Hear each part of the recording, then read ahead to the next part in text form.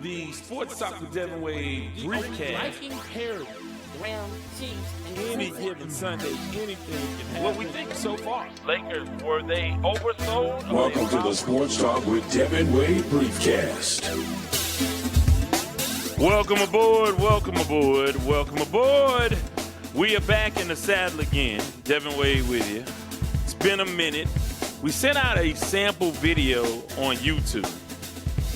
And now we're working out all of the kinks. And I have my man from the special teams unit, Reggie Brown, in the building. How are you, man? Let's go, man. Where we been? The special teams ain't been on the field in a while. That's right. Got to give you a little applause, man. So, yeah, man, there's been a lot going on. Let's start, and let me tell people where I have been and what we're doing. So I started a new position at KTSU 90.9. And I have a lot more responsibility, and we're doing a lot there, and really a change in schedule. I'm on the air 6 p.m. to 10 p.m. every night. Well, that conflicts with Reggie's schedule and everybody else's schedule because I'm not available. He's not available in the daytime. I'm not available during prime time hours, and we're not at age where we go late night anymore. So one of us is not at the age where we go. Well, I would say this. You surprised me the other night, but I'll say this. So been working, and I haven't forgotten about you guys, and KTSU Sports Talk is still rolling. But you guys said to me that you want to see us on YouTube, and obviously we'll keep doing the audio only part, but this will allow us to eventually go live and get some feedback from you guys. And I do want to give you guys the number to the sports line, 832-941-6614, and give us your feedback. Subscribe to the YouTube channel. The more people we have, we can go live sooner. And, of course, we can go live other platforms, but I think YouTube will be the place that we will probably go live. But welcome aboard, man. There's so much, and you and I, we talk all the time, so it's hard to forget where we left off, but we did not have the Philadelphia Eagles as Super Bowl champs. It was so many things have happened. Now we have a new NBA champ and OKC. But let's start a little bit about something we touched on last time. Kevin Durant, the deal is official now, 7-team trade. And again, the key cogs are Kevin Durant to Houston, Dylan Brooks, Jalen Green to Phoenix. And now that you've had some time to process it and think about it, have you seen the billboards, by the way? Have you seen the billboards up? Yes, they're everywhere. Yeah, that's and let me just say this. Well, let me just say this. Congratulations to you and the promotion. You've been putting in work at KTSU for a long time, and to now see you reap the benefits of your labor, man, I'm just very, very proud of you. And we're not going to just let that promotion slide in there. So if I had a button, I'll hit it and you get the hand clap. So congratulations to you, bro. Well, I'll do it for you. Let's see if it comes through. There we go. Yes. So we're figuring out all of these bells and whistles, the AI portion of it and the clips and the magic clips. It's going to be great. This is going to be fine. And I think it can only grow the number of people who listen to our dialogue because the people who come into contact with it seem to really enjoy us chopping it up. And people just have increasingly have been asking me, hey, man, what happened? Eddie Robinson, your guy, the head coach of the Alabama State Hornets, he said, man, you just forgot about the podcast?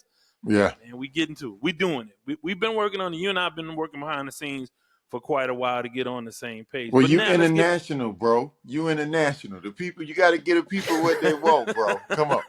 But I will say that after the dust is settled and you had time to think about it, I thought it was a good trade in the beginning. Obviously, you lost some key cogs to what the Rockets do. But the more I think about it and the more that you think about what Kevin Durant, I mean, obviously he's from Texas and all of those things. And now being home and being able to be a part of something that I don't see any downside to the trade. And maybe you lose something defensively, but I think the coach will make up for that.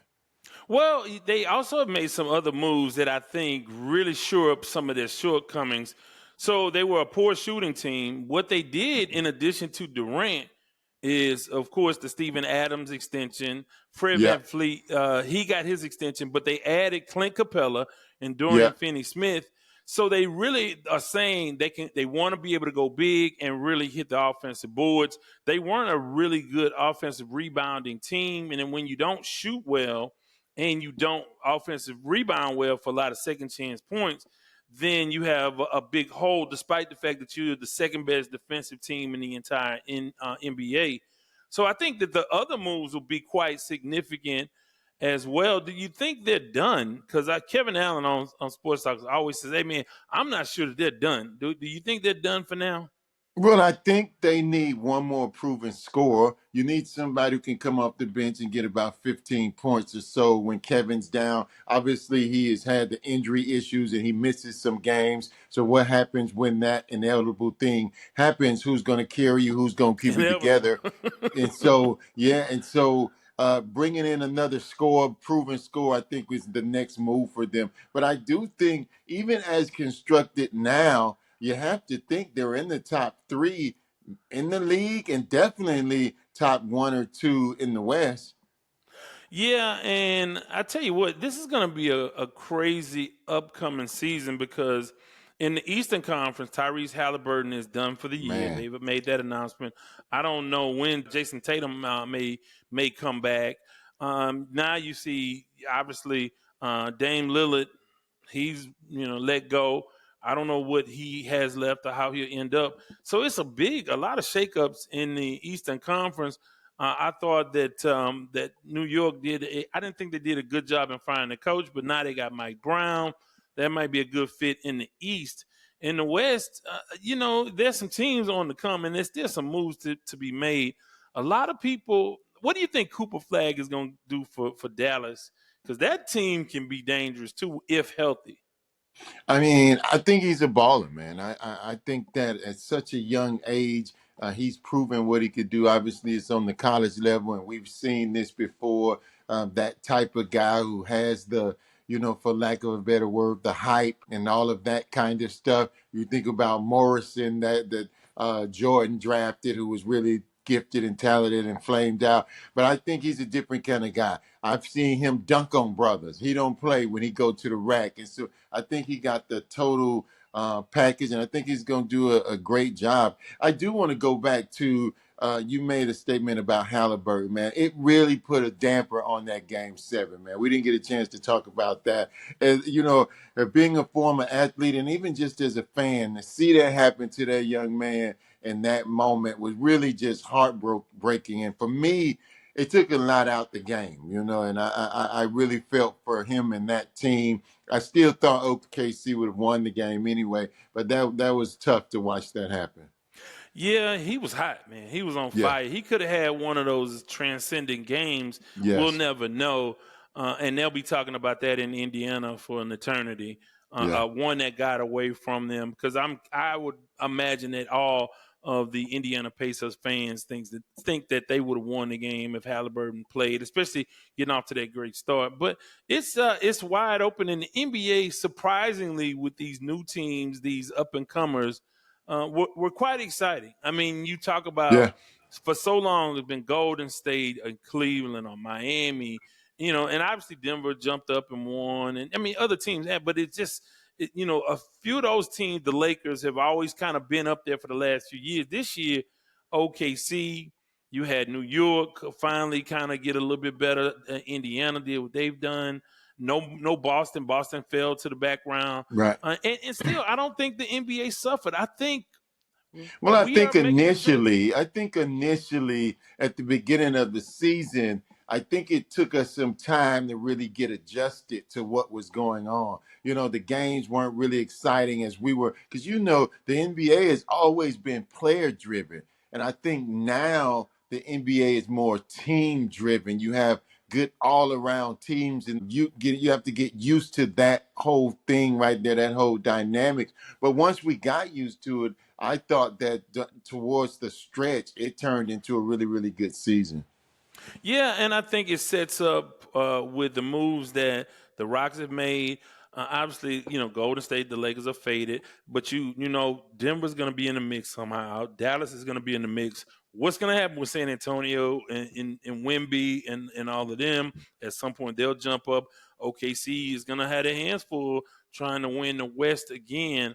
And so congratulations to them. A small market team Right. wins. But so, we I'll ended up tell talking you, more. I think it's going to be interesting to see where Dame goes. I think that he could be a really good X factor for some teams. I really think that Indiana should go out and get him. You lose Halliburton, and now you're down your guy, and so maybe But adding when will he Dame. be back? When will he be back? I mean, he had. I mean, obviously his injury is Yeah, Achilles as well. So I don't. It may be in the same boat.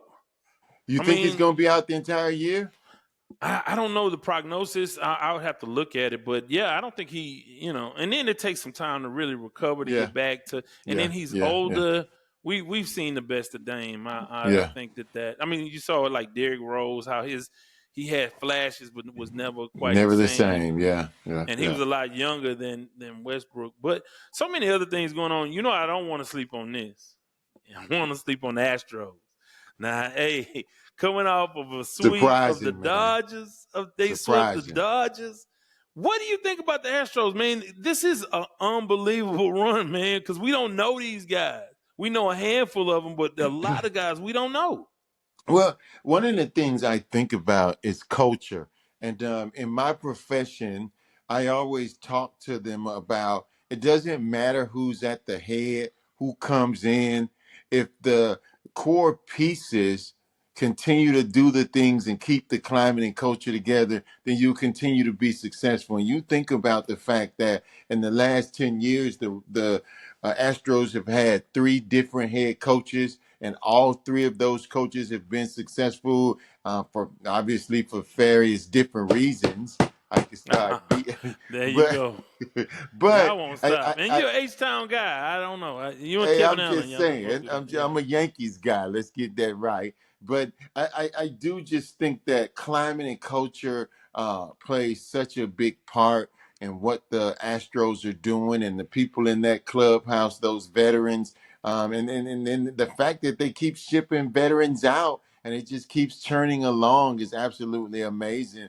And from just a pure sports perspective, it's a treat to watch them play baseball. Got to give kudos to Dana Brown because Yeah, you're doing it with guys. Okay, you brought in Itzhak Paredes, who is doing what yeah, he was promised to do. Then uh-huh. you bring in a guy like Christian Walker at first base, who is really he was so bad in the beginning. I'm like, this is another Abreu situation, but he's come to life. He's done work, and he's done something. He did something that no one has ever done in the history of baseball versus the Dodgers. He hit home runs in 6 straight games at Dodger Stadium. That is wow. Isn't that something? The That's 6 straight game. crazy. And then the Astros handed the Dodgers their worst loss in the history of Dodger Stadium. That's a statement. Now, again, what this means long term, they still have some injuries. Let's see who's able to come back. But Framber and Hunter Brown are holding it down. Look, Josh Hader has been everything you wanted that I Yes. thought I thought he was a disappointment last year. Not quite. That's a strong word, but he wasn't as advertised. He is this year. And then you think about this team has no starters in the All Star game. Wow, crazy. Well, I think that's when you get climate and culture, where on a given night, a different player makes a play, makes a pitch, keeps them in the game, keeps them churning, and eventually they find a way to win the game. And that is absolutely climate and culture, and really shocking. I there's no way I thought that at this point in the season they would be number one in the division. Yeah, second best team in the AL, Yeah, and I tell you what, they were 18 and 18 at one point. yeah, So there's that, and so all of that is going on. I'm excited about baseball, but these are the dog days of summer, man. as it's prior to training camp, and we know that that's coming. A lot of NFL stuff that you and I never really got to talk about. Shador Sanders and some of the moves by the Texans. We didn't get a chance to talk about Stephon Diggs and some of the craziness with that. I mean, that's just And what is it? Pink? What is it it called? was Pink I don't know. It was something? pink something, whatever it was. I don't want any of it. You know what I Hey, mean? about 5 years ago, I may have took a. I don't know.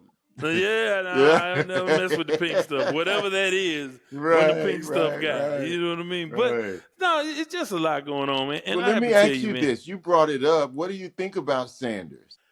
I think that they're treating him.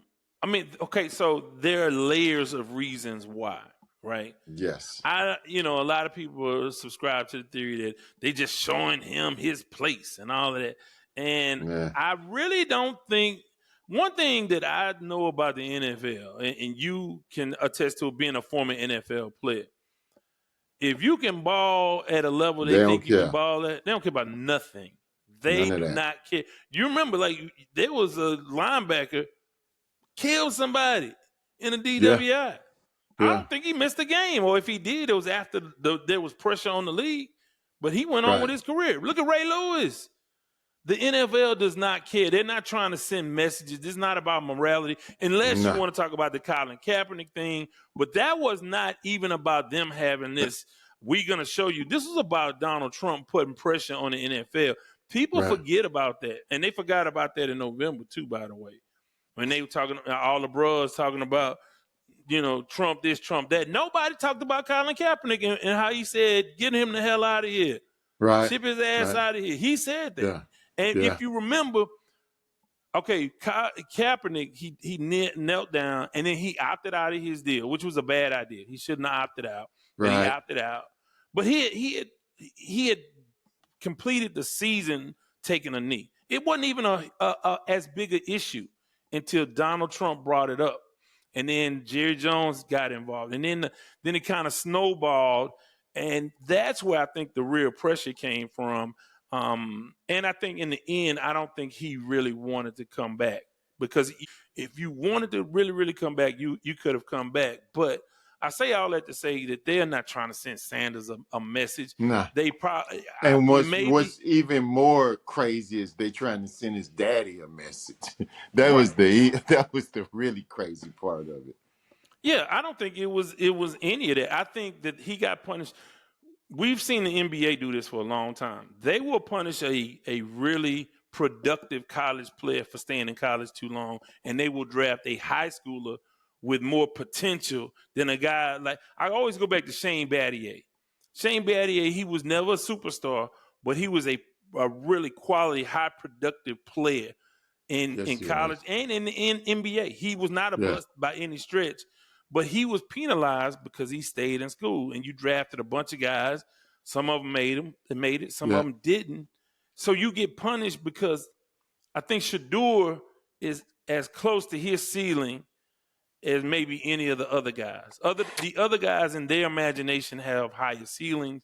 He's maxed out on his potential, in Yeah, my opinion. I do not think that you drop that far, because they're trying to punish you. Somebody would have taken you in the second round. Somebody would take you in the third round. The NFL has always had these wink, wink things in place. I mean, let's be honest about that. But there's always been an owner that said, you know what, to hell with that. We gonna win us a championship. And so that's how you get $50 million contracts, because the owners get to bidding against themselves and their best interests. All of those types of things start to happen. And when it comes to him as a quarterback, I personally think that he's a serviceable NFL quarterback. I don't think he's going to be a starter in this league, although being at Cleveland, he may end up starting some games. I think he's a backup, and I hope I'm wrong. You look at him and you say, on one hand, you've lived a life of luxury. Your brother went bankrupt. How do you go bankrupt at age 21 or something and you don't have Wow. $5 million? So he's lived this life. But then on the other hand, when it comes to football, I hope he gets a chance, and I hope his skills can prove some people wrong, because to slide that far down and then now you get an opportunity, I hope he takes advantage of it. So you remember you and I used to do this segment, this or that, and you Mhm. pick one. I'll give you two choices. You take one. Let's go back in time. Kind of use your imagination. Go back in time and pretend that these two guys were coming out of the draft at the same time. Tell me which one you would have taken first, Jalen Hurts or Shador Sanders. Oh, that's a good That's one. that. Yeah, yeah. I would say Jalen, just simply because of the level of talent that he played against. I don't think that Shador played against very high talent in college. Obviously, I'm a SWAC guy, but again, we've had those discussions. The talent in the SWAC is certainly not at the level that it was when I played and when you Right, covered and all of that kind of stuff. right. Uh, but the level of talent that Jalen played against, I think I would have taken him. But in terms of skill set, you don't see much difference in how they performed on the field. But I probably take Hurst. Well, this is what I will say. And it's so hard to say this because it's easy to say Jalen Hurts, but what made me ask you that is the way you described Jalen Hurts is the same way I mean the way you described Shadur Sanders is the way I described Jalen Hurts. I say, oh, this Right. guy will have a long career as a backup spot starter guy. He's a good Yeah, guy. yeah, He's we had those yeah, discussions. yeah, and he turned down. I mean, nobody knew he would really put in the work to become who he is at this point, and he's just a perfect guy, man, for your team. Even if he's not the perfect quarterback, he's the perfect guy that Well, you that's want really what leading it your comes team. down to. I think it really comes down to, will Shadur Sanders be in a system that's catered to him and his skill set. And I think that Philadelphia has did a phenomenal job of putting him in a situation. I mean, they put top-notch players around him. He doesn't have to be the superstar on the team. He protects the football, and I don't want to dispel the myth. He makes plays with his feet. He makes throws when he needs to make throws, but he is not asked to carry that team. And so Yeah. he's in a perfect situation as well. And they were just seconds away from losing that game. Let's not forget Yeah. that in the NFC Championship, and the narrative would have been totally different. I mean, there's so many things we can get into. I think probably the biggest thing in the offseason, and I think we'll have time to sort of talk about that and think about that. The biggest offseason story, I think, has to still be Aaron Rodgers. Even though I did not want Pittsburgh to deal with him, if he's any semblance of what of what he was, because and this is what I've heard people say, because I didn't watch the Jets a whole lot. They say that he wasn't as bad as people think. He did actually play decent for large stretches of the season. I don't know Well, if that's I, true or not. I, I'm a Dolphins fan, and I watched them and followed them, and I would somewhat disagree. I mean, he was pedestrian. When people say he wasn't as bad as they think he was, they're comparing that to the Aaron Rodgers now, right? A 40-year-old man, and so, well, he wasn't that bad because he's 40 years old, right? And I think that's the lens that people are looking through. When you look at him from the perspective of where he compared in the NFL, I think he was average or below average at best. I mean, the Dolphins, I watched him play against the Dolphins, and, he didn't do anything special, didn't do anything so great. I That's a reach, and that's something that Pittsburgh does not do.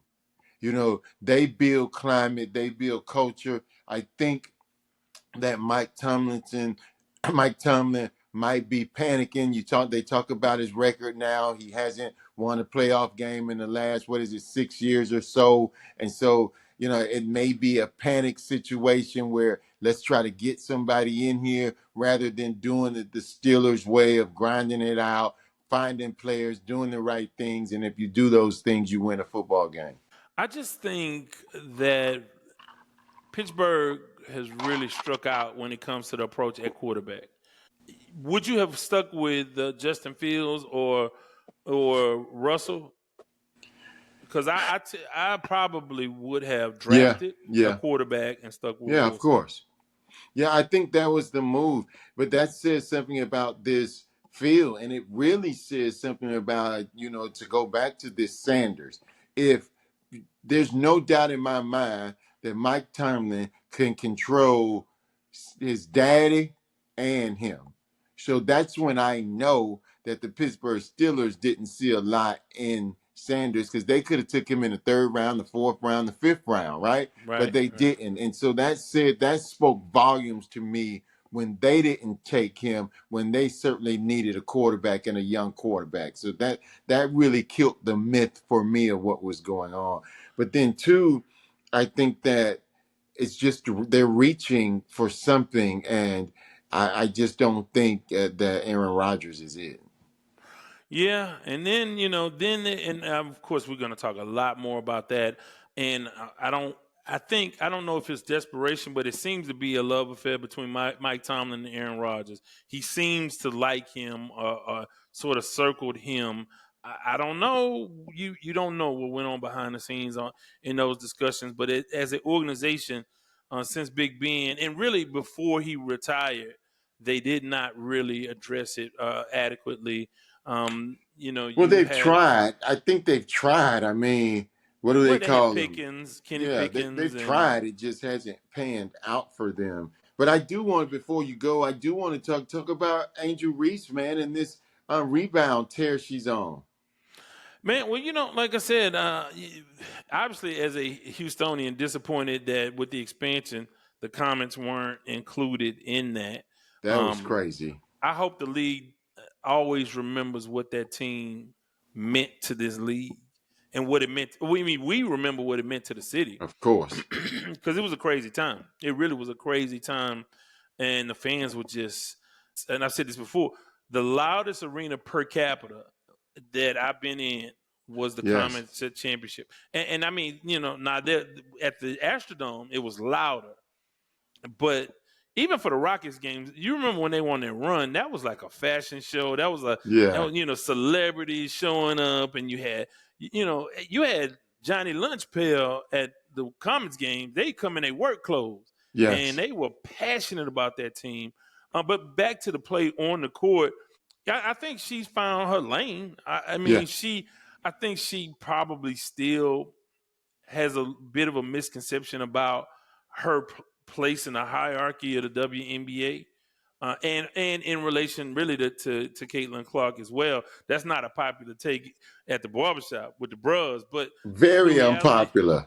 but the reality is, she's cool. She's not Asia Wilson. She's not some of the other ladies that are doing work, and other than Clark, because Clark's been out a lot. I think she's missed 6, 7 games, or she's Yeah. slated to miss another 4 or 5. She's Yeah. been injury prone, but she's the future. Caitlin Clark is still the future. Now, and then you look at like So Paige Becker. you don't put 16 and 16 a night compared to 24 and 5 and 5 and So say what I that was that person is not. I mean, because this isn't the NBA where scoring is the thing, right, right? I mean, I get it. now Asia and Caitlin are trying to push it there and doing a good job of it. But I don't know, man. I think that the work that she's doing, the intensity that she brings every night, man. Now, no knock on her skill set or Of whatever, course. but let's be real. If you were drafting tonight, Yeah, of course. where you Of course. going? And that's Well, all I I'm go saying. Caitlin. And yeah, I go Caitlin. and right or wrong, and a lot of it has stuff to do with things that have nothing to do with being on the court. Obviously, that she's been appropriated by people who want to make her some political figure, and that has to be a tough spot. That has to Yeah, be yeah. like And that's I like think somebody she's saying, handling it well. but that's like somebody saying, "I love you, Caitlin Clark, but I hate niggas." You know what I mean? Like, how do you like? I don't. How do you cope with that? Like you're a deplorable person, but you love me, and I love that you love me. But how do I cope with the fact that you making me, a MAGA or whatever? You know what I mean? Like, as a young person, how do you process that? She's Yeah, done a good job of navigating that, yes, she trying to stay has. apolitical Yes, and yeah, be on the right yes. side. Yeah. And the reality of it is she has to be that way in the WNBA. They can't afford to get in that business right there. The league is, growing in popularity. It's as strong as it's ever been, but they can't afford to start getting in that business where they start pitting racial stuff, in my opinion. Well, what they've done, and I give them more credit than any player, any group of players in any sport, in that them taking on social issues. They were the first ones to wear the shirts. They were the Right. first ones to meet at half court. They were the first ones to not play. They did all of the things Right. first. So that league has proven to have the highest conscience. They are the most respectable collectively as any league. Because I Well, that's mean, what I mean. Yes, that's what I mean. so they have done a good Yeah. job of being on the right side of history. And I think when you talk about like some of those young ladies were marginalized because obviously LGBT QA, all of that. So they know what it's like to be a minority inside of a minority, and if you're black, inside of another minority, and so I think it makes it easier Yeah. for them to be on the right side of history. But yeah, an interesting thing. I'm still not as avid a WNBA fan yet. I'm really these days spending more time on baseball. And Um, it's growing on me. I'll tell you this about Caitlin. I absolutely love the way that she competes on the basketball court, though. She ain't scared at all. And I can appreciate that from a basketball perspective. And I was talking to one of my buddies, you talk about the barbershop. We were talking about it in the barbershop. And they were saying, well, you're just saying that because she's a white girl that's fighting back. And I'm saying to them, no, that's an athlete on the basketball court who just ain't giving it up. right. It ain't gotten to me at least. It ain't the white girl who's fighting back. It's a basketball player. It's a winner. It's a competitor that when they're on the court, you compete, and it ain't got nothing to do with anything but that. Yeah, and what I like about her is the same thing I like about Steph Curry. When you see somebody do something you've never seen anybody really do, it's just look. I just get so much. I found myself in an All Star game a couple years ago when Steph hit what 6 or 7 threes in a row down the stretch, whatever that crazy number was. I From found deep too. myself like like really deeply laughing at, and as I was entertained, so entertained by what he was doing. Can Yeah, he do it again? He did it again. yeah, And so when you see people that do things that don't normally, and that's why, like I said, that's why I think Angel Reese is not on the level of Caitlyn, and not necessarily as a player, but as somebody that is captivating. She's captivating because she's good on social media. She's done all of the things. She started a lot of the controversy, and no knock on her. And I have no criticisms about that, although I've heard criticisms of her, doing too many podcasts, well, all the stuff that you hear. But she does what a lot of players can do. She's not totally separated herself as a 16 right. 16 person consistently, Yeah, but she does what a lot of people do. She plays hard, rebounds, and putbacks. You see Caitlin shoot the ball from half court and do weird things and move around and get right, free, and in a split second shoot and hit a three. It's just special, and I don't care what color she is. I really don't. right. Um, Exactly. but she captivated a lot of it because it was Iowa. It So was yeah, you mentioned Angel. Do you think that her? Because I think that she's branding herself. She's creating a niche. Obviously they're not getting paid the amount of money that they. I don't want to say that they deserve because you get what you get, but I right. think that uh, that she is doing a great job of branding herself, and that may be the part that's causing some people some issues because she's trying to go out and get that money. Yeah, but what's her brand? So like on one hand, you go out and do all of these things, and it's not right that she gets some of the pushback and the blowback because she's a young woman. But you gotta expect that. If you put yourself out there enough, it's not fair, it's not right. But anybody, even us, if we blow up and we reach a certain level of success, the pushback is going to be coming from somewhere, and you have to.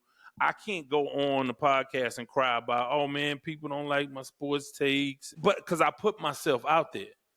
If you put yourself out there on a certain level, I think it's hard to come back and say, even though she's 100% right, but I think it's hard to come back and say, oh, that you know, that Well, this is I happening to just you. think that that's part of the branding, that you put yourself out there and there's this stuff that comes with it and people want to hear it. And then you say that you didn't mean it that way, or people took it out of context. And then you go on another show and you talk about that thing. And then there's a thing. And that's a part of it. And I think that, I wonder. I think she's a genuine person, so I don't want to go down that road. But I do think that all of this, who she is and what she puts out there, is a part of this whole Angel Reese brand that I really find appealing. Yeah, and like I said, I really root for her. I mean, even though, like I said, she's kind of playing it both ways. Yes, She's the bully and the victim. It's kind of hard to be both. that's the Um, brand. yeah, and so, but I do think it's we sitting here talking about someone that's so young, and I can't Yes, even imagine not being a true grown up and being scrutinized so much. So yeah, you always got to put that into perspective. Like, man, we were young together, and it was a lot of stuff that we got scrutinized. There were a lot of wrong choices constantly, yeah, constantly. yes, So, and we yes, weren't like the people in Connecticut weren't commenting on us, and people in Hawaii and Washington State, they weren't worried about. We were way under the radar, but it was. I wouldn't have wanted to be judged for the way I process the world at 22 or yeah, whatever, yeah. 23. That's a tough place to be. And all things considered, I think she's handling it pretty well. Before we close out, man, what I have found anecdotally is that people like it when we discuss whatever, right? So I gotta ask you, man, we in some dark times, man. I'm gonna tell you, man, it's been hard on me because I see and I read every story and I know every headline and I watch every executive order. How are you navigating this, especially because you influence so many young people and people look to you. You influence so many people. Period. I'm gonna tell you, man. I see it, and it's some dark days out here, bro. Well, so it's interesting that you say that. I have really tried to uh, go and seek to understand for at the very root of all of this stuff that's going on, right? And so I have over the last. You talk about the big beautiful bill or big ugly bill, depending on where you stand on this, and I've tried to go and read it and kind of see and then look at the effects of it and try to understand. And it's one of those things where you try to be unbiased and you try to really say people can't be because no matter what you think about the president, you think about there are people around him, and there are people in the Senate, and there are their constituents and the wife and the people that are talking. This isn't just about one person. This is about a thing where many people are involved in this, and that's the part that really saddens me because Yeah, because if it were just the president, right. you would think that people around him and others would say, Congress would say, we're going to rewrite this and we're going to do this and we're going to make sure that these people aren't impacted and these things are, and then that doesn't happen. And then it pushes you back to a place where you say this is a systematic thing that's Yeah. geared towards hurting disenfranchised people already. And that's the scary part. And what I've said, and I took it down. I said it because I have to be conscious of these things because I am, I do what I say could possibly impact where I work. Right. and because we are dependent on federal funding and all of those things. So I think I have to, like, my thoughts are at some point almost are not my own. Like when we offline, I can say a lot of things that I won't ever say here. Well, let me Not just give not that be, disclaimer right now. The thoughts on this podcast are my own right, and not right, my employer. right, Right? right. But you know that could be, you could be, Yes. you've seen it happen to people. And it's not that, like, if it's just me, what am I afraid of, bro? I've been broke. I've been without. What the hell you gonna take from me? I grew up in South Park. I mean, Right. Right. what you gonna take from me? But I would not want to adversely impact uh, people on the campus of Texas Southern University in any way. So some of my thoughts and some of the things I do socially are a little bit more measured. I've been sharing a lot of stuff on Instagram. I've been on one, but to me, it's a lot of cowardice. What I put online that I took down, and I kind of had this internal debate, is America hates poor people. Um, and what happened? Why do we not see the humanity in helping each other? And I think it's for a lot of reasons. You have smaller families. So if you have smaller families, you are the focal point. The whole world is around that one kid or those two kids. If you grow up with a bunch of brothers and sisters, every night ain't your night. Some night we got to go do what, Junior, we got to go to his game. Everybody has to go. Some nights we're going to eat what Kiki want to eat. Some nights, little sister, she wants eggs. We're gonna have to have eggs. Whatever the case may be. So in other words, you were forced to not have your way all the time, and you become accustomed to that. When you get your way all the time and everybody says it's you, and then you add to that the layers of social media and social disconnection, you're not around people to even develop to see them as humans. So they're not even humans to you, because I guarantee you a lot of those people who are all this anti-immigration, there's, if they knew these people and these families or spend time just around or in close proximity, they wouldn't want these And things to and happen to them. yeah, and I obviously, I have me and my daughter, I have 5 daughters. And when we have these discussions, I start with the premise that a law has been broken, right? That we have laws in this country and you follow the rules of law. We have to Right, admit that, right? right. But then it comes to what is happening. The fact that this country has benefit and uses the very people that they're saying they're deporting. Like, I talked to some of my guy friends, and I will say friends who lean MAGA, right? That's And on the surprising. one hand, they will talk about how this is messed up and they're a drain on society.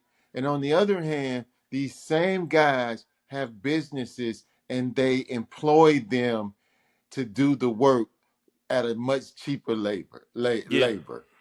That's the part that is like Marlargo got them running around there on the golf course, cutting grass with scissors and carrying on, but then want to send their cousin back home. Right, The right. disingenuousness of it is really the alarming part. And I think the cruelty, the intentional cruelty, the ICE thing where you masked up, I just think that's reminiscent of 30s Germany. That's the brown shirts and all of that. It can get ugly, and it's gotten ugly real fast. I just and I know we collectively, African Americans, have not politically, with the Hispanic community hasn't always been aligned politically Right. with us, and I think we felt betrayed about the election, right?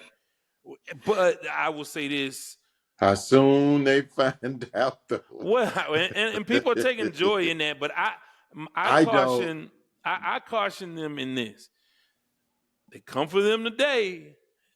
Who's next? You know who's next.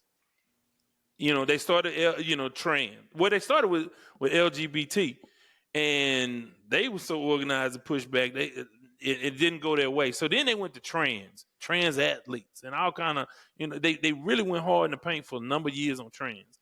Then they, were able to get some pushback on that. I mean, get some stuff through on that, and then they came after, obviously illegal aliens, but now they're lumping everybody else in. I think the soul of America is really in a bad place right now.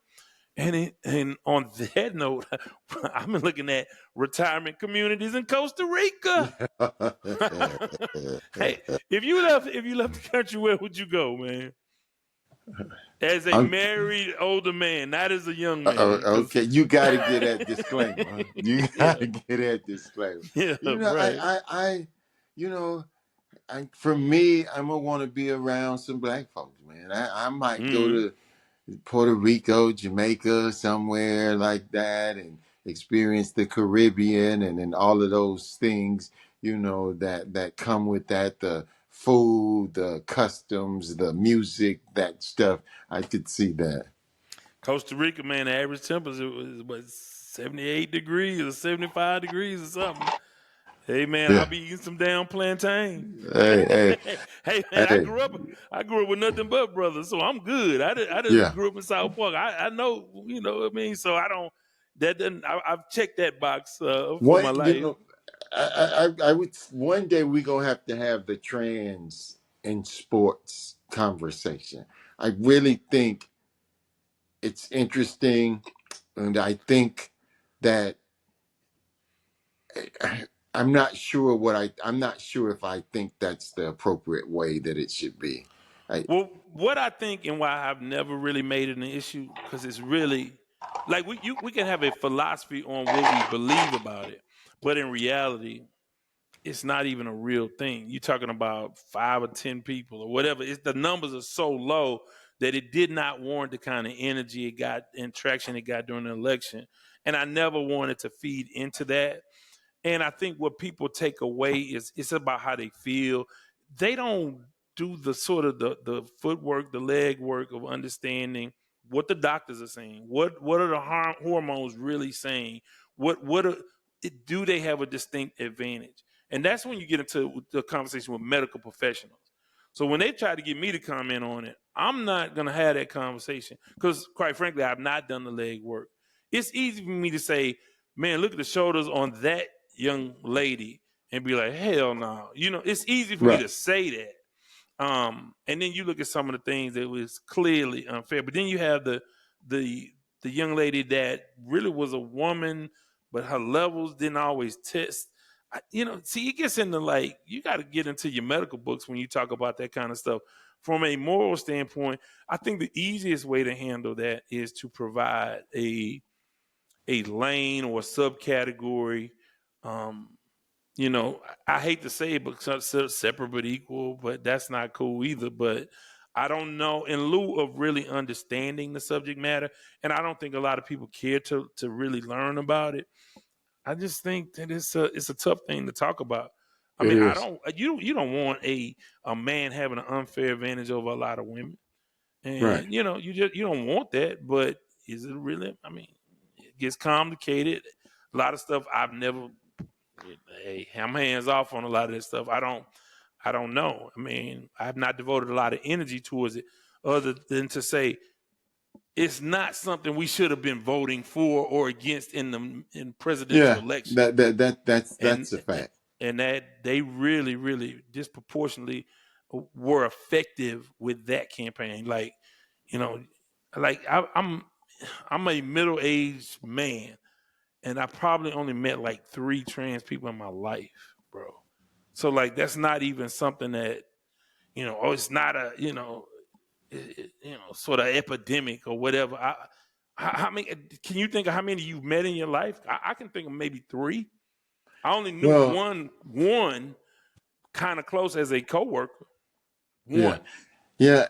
Well, in my profession, you know, for better or for worse, I've met I've met some, and they've been very, very young. right? And you know, again, all of these things come down to you get into these moral things, and you get into these what's right and wrong. And I come down on the part of one, if you believe in it as I do, God will judge, right? That's that. And then people have the once you get past that part of it, then people get to do what they get to do. Because I ain't always been right if you're gonna say that that's wrong, right? If Right. that's where you're going with it, then you know, thee without sin cast the first stone. If Right. that's the route that you're gonna go with it, right? Yeah. And They certainly, wrong, but I got 25 kids out of wedlock. I mean, and what I are we really know this doing? president ain't talking about right and wrong, Right. Right. right? Because he's still on the bus grabbing. Right. So, you know Mm-hmm. what I mean? So you get into these things, but ultimately, and you use the great word, is it's about humanity. It's about how do you treat people Yeah. that you disagree with or agree with? How do we effectively take care of the disenfranchised and the disheartened and the sick and the old? You know, if you espouse to Christian beliefs as they're Right. saying they do, Yeah. then you're certainly concerned about what happens to people on Medicaid and Medicare as a Christian. You're certainly concerned about making sure that babies get fed and get milk and get the things that they need, health care. You're certainly concerned about those things. And so that's when the disconnect comes. Why people don't, because you're saying one thing, but then your actions and your politics seem to point into a total different direction. Well, I just think that they appropriate that to push forward a political agenda, and you see it happen all the time. I can't get you with policy, but I can get you with the Lord. And and that's what they've done. That's what they've done. They have these people voting against their own financial interests because they worried about trans people moving in next door. And what I have learned as I've gotten older, man, and going through my own trials of day to day, just living life, it's a lot of shit I don't have nothing to do with. I don't care. I used to be against gay marriage and all of that. Man, whatever, man. When you realize a lot of it was a ploy to keep people from getting benefits and insurance for their same sex spouse, and then you get to know people that love other people the same, and you get to live a little bit and experience like that's somebody that that's a good person. They're happy together. They don't bother anybody. It's none of my damn business. And as I've gotten older, I don't concern myself. And I'm whatever you want to do that you're not hurting someone or doing something against their will, man, have at it. Not even, it ain't my thing. It's your thing. I don't have to worry about it. I'm just having a tough enough time managing my shit. You know. Again, I think that, it goes down to when people have beliefs, right?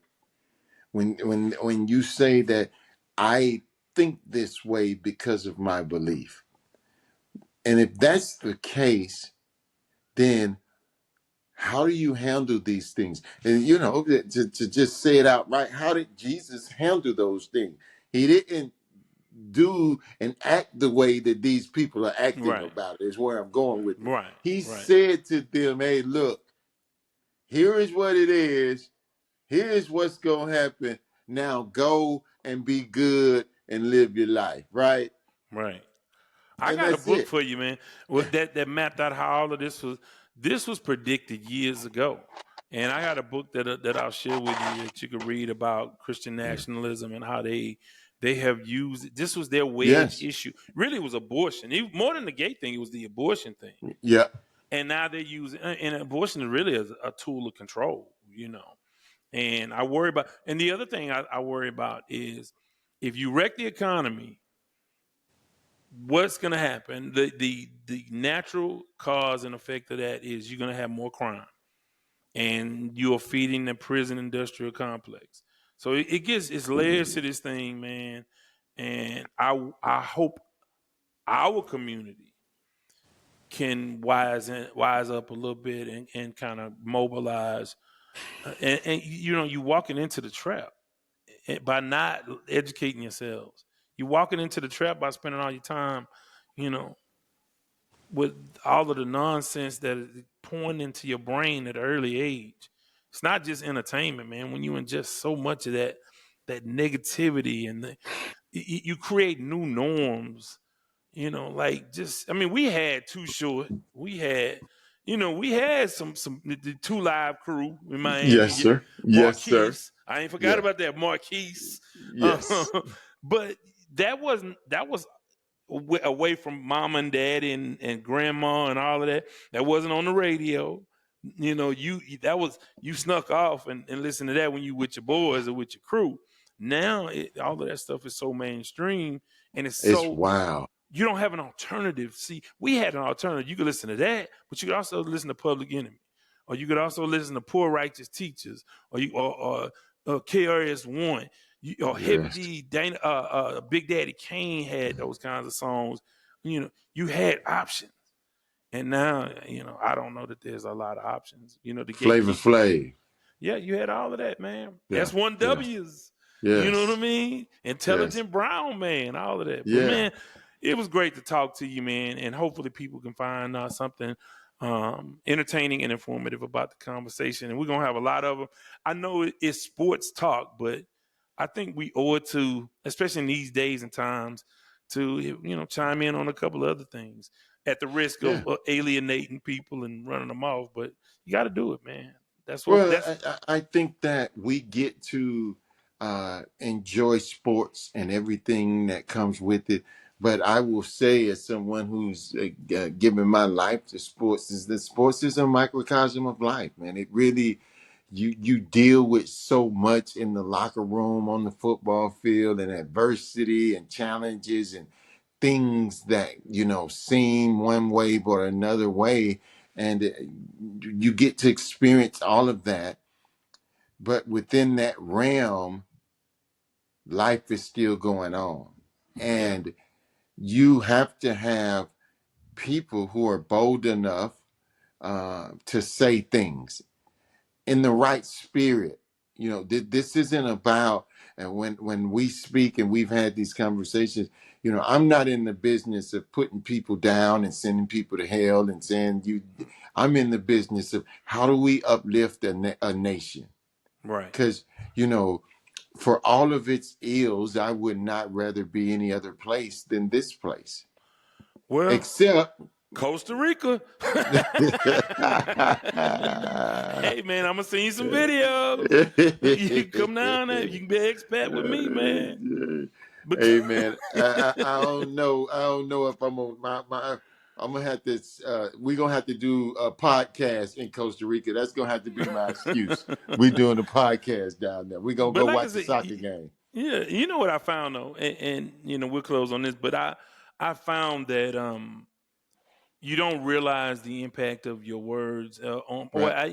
it's been constant for me through the years of being on the radio talking sort of contemporaneously just what stream of consciousness in the framework of sports or whatever. And so for me, you don't realize it until like years down the road. Man, people will go back and tell me what I said, and you said Yeah. this, and I'm like, I don't think I said that, but they remember, because I remember what you said more than what I said in a lot of cases. Yeah. Unless like I'm having a debate with my spouse or something. But other Right. than that, we talk and we really remember what somebody says. And a lot of people Yeah. hone in on one thing. It might be one team or one player. You said Kevin Durant, blah, blah, blah. And they will remember that for 10 years.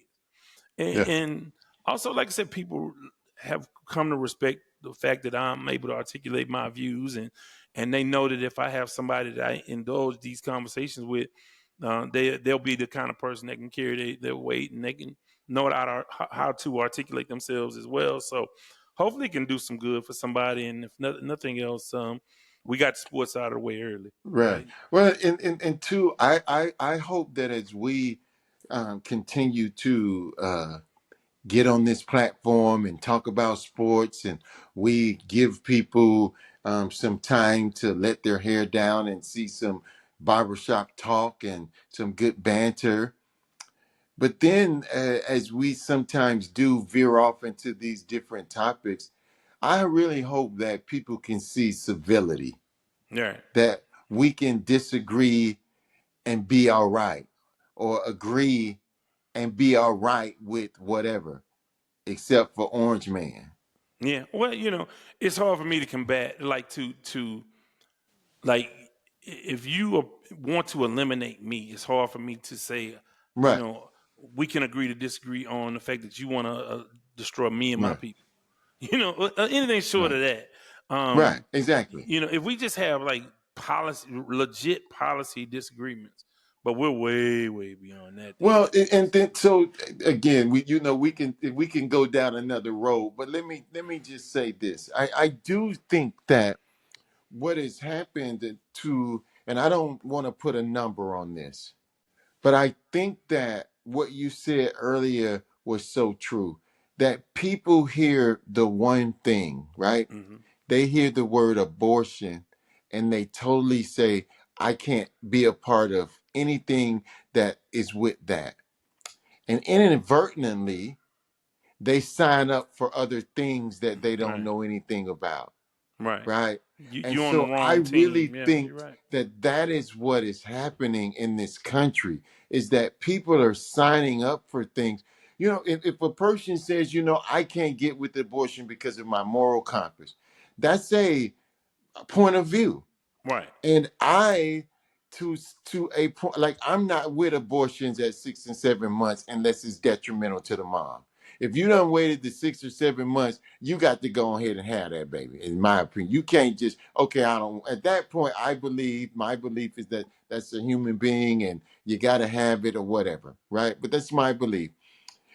Eh, eh, But there are people who, because some people will say, because they on the Democrat side, you can have an abortion at 8.5 months. But see, that's a fallacy I'm because that just was saying never that these said. are the things that That happen. they're saying that people say, but nobody, Right, no right. one Nobody ever said says it, that. but you see, you Right. get what I'm saying, is that Right. people start inadvertently signing up for things that are not true, Right. that they don't believe in, that they would never ever want. But because of this one thing, they get sucked into all of this. Yeah. And that's Yeah. And when then you get on your team and you got to stay with your team. now you got to go on your team, right? Yeah. That's my point, is that, like the point that you said, I've never heard a person say 8.5 months, Right. like, at an abortion.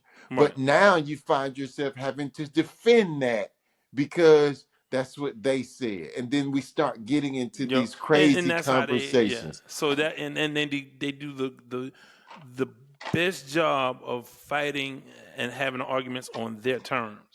So they like you for abortion. Oh, you want them to have an abortion 8.5 months? No, no, no, no. That is not true. Now you're defending that. Now they say, well, when is a good time? And then it gets into Yeah. you get off of the whole point of And the conversation. and just the last point, and the converse is that is true, because that's what happened with the Democratic Party this time. They got off into these conversations that meant absolutely nothing to the American people. They're And that's what's frustrating. You know you're why? right. It's you know, frustrating because they say, well, she didn't talk about policy. Okay, well, show me where he talked about policy. And she did talk about policy. It's just that people after 15 seconds, people's eyes glaze yeah, over. See, they're used to the snippets. They didn't get into the weeds. She told you everything that was gonna happen. She told you what she proposed. She talked about the first time home buyers credit, $35,000. She talked ad nauseum about things that they were going to do. The bipartisan bill that was killed by Trump. He called Johnson, said, don't do it. We need to run on this. See, these things really did happen in real life. And that is the burden of knowing. When I know, because I watch and I read and I research, when you know these things and you see a different outcome, it gets to be yeah, really, really frustrating. That yeah, being said, I'm not sure that everything was on the up and up. As we start to see a sort of a disclosure in this Rockland or Rockford, New York case, yeah, some weird things are starting to come out. In the discovery phase, and they had my understanding is like you know, like 15, 20 pages of questions in discovery about things related to Starlink and the voting machines. I'm not trying to get too deep into that yet, but there are things that are happening. I heard Roland Martin talking about it. There are people looking into some very odd things that happen, but we're here now. We're at this point. And the next time we come to everybody, we'll be talking more NFL, some swag. And I want to get into college football and the sort of with the money and the NIL and the collectives and all of those things. Um, wow, the world of sports has changed quite a bit. But then we're going to talk a lot about what's happening on the field and really get this thing rolling again. So as I close it out, Reg, I want to thank you, man, for hanging out with me, working with me through all of these technical difficulties. And I want to remind people, give us a call, 832-941-6614. And now that we're on YouTube, you can have those comments, make those comments on SoundCloud, on Spotify, Apple Podcasts. We're all over the place. So with that, I don't have closeout music yet. So with that, do I have closeout music? Did I download the closeout music? See, we're just learning here. We're trying to figure this thing out. I don't think I did. So Just with that, clap man, the hands, man. Just clap the yeah, let's hands. clap hands. Hey, man, we will see y'all next time. Thank you so much. We certainly appreciate it. Thank you for joining us. So this edition of KTSU. Sports Talk with Devan Wade.